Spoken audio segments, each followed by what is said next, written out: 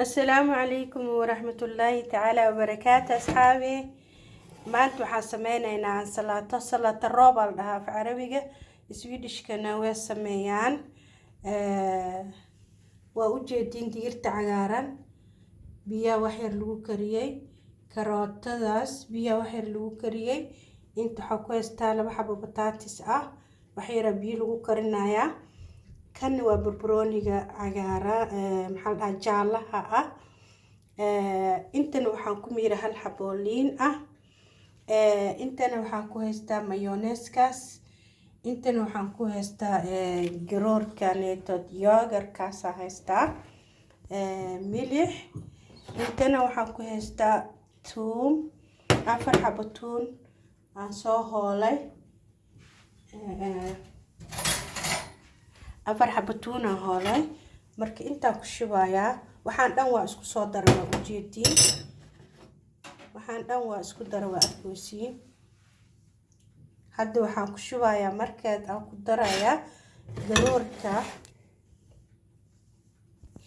hadda waa ujeedin garoorkii aan ku daray haddana waxaan ku soo darayaa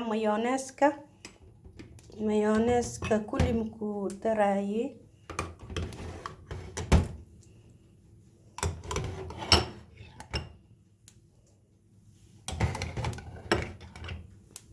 afar qaadaan ku daray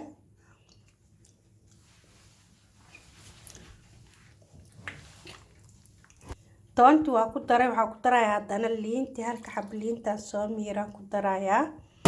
waxaan ku darayaa insha Allah milix aan badnayn wax yar waa isku soo qasayaa markaan waa ujeedin asxaabe saanay noqotay lagama sheekeyn karo dhadhankiisa iyo macaankiisa siduu yahay suuqa kan laga soo gado markay marti ee ku imaanayso marti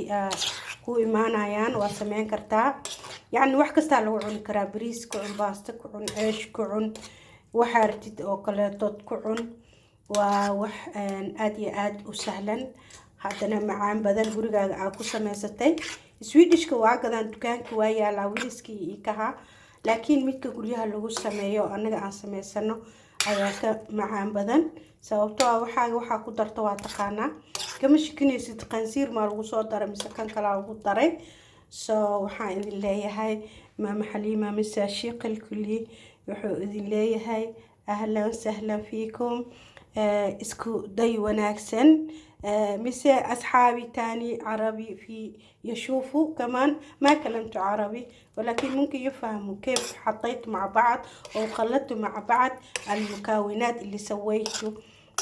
هو بسيلية وجزر والبطاطس والثوم والليمون واليوغر والمايونيز والملح المكونات هذا كله تطبخ بالبطاطس وتطبخ شوية الجزر وتطبخ شوية البسيليا هو كل شيء سهل وتحطي مع بعض وانت شفتوا كيف حطيتوا مع بعض يعني على جنب بعض واهلا وسهلا فيكم اصحابي باي باي.